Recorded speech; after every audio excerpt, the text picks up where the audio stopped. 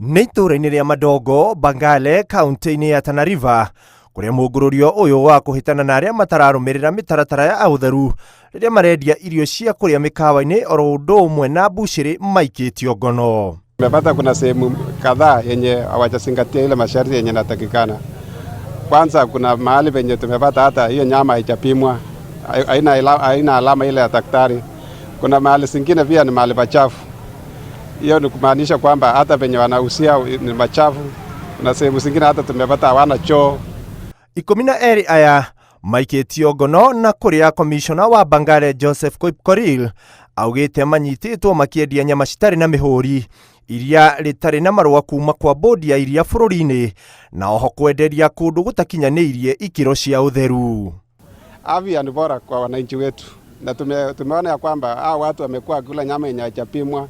So tutataka kuhakikisha kwamba hiyo nyama imepimwa na ameuzwa mahali pasafi ndio ipunguze hata magonjwa zingine. Mwena wake mũrũgamĩrĩri wa motungata ma nyamũ cia gĩthaka Jacob Hale akiuga nĩ megũkorwo makĩhũra mũriũngo mbucĩrĩ-inĩ ciothe nĩguo kũhĩtana na arĩa marendia nyama cia nyamũ cia gĩthaka. Area hii pia tunajua ya kwamba watu saa zingine wanachukua nyama wanatoa mistuni. So hii operation pia itasaidia mambo ya kupigana na mambo ya bushmeat. Kwa hivyo na nataka kuwasihi wananchi wasiwe wanaua wanyama na wanaleta nyama kama buchari ama wanaanza kukula, kwa sababu hiyo nyama inaweza kuwa na magonjwa na wataadhirika kwa magonjwa. Hii ni zoezi yenye itaendelea, kuanzia jana na tunaendelea, tuko na siku kama 100 hivi. Hata kama kuna mwenye atajaribu kuepa ati ameepa, hakuna kuepa.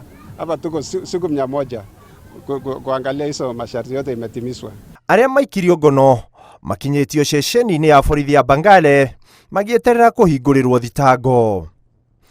Handũ-inĩ ha Inooro TV, rĩtwa rĩakwa nĩ Ikua Waboshi.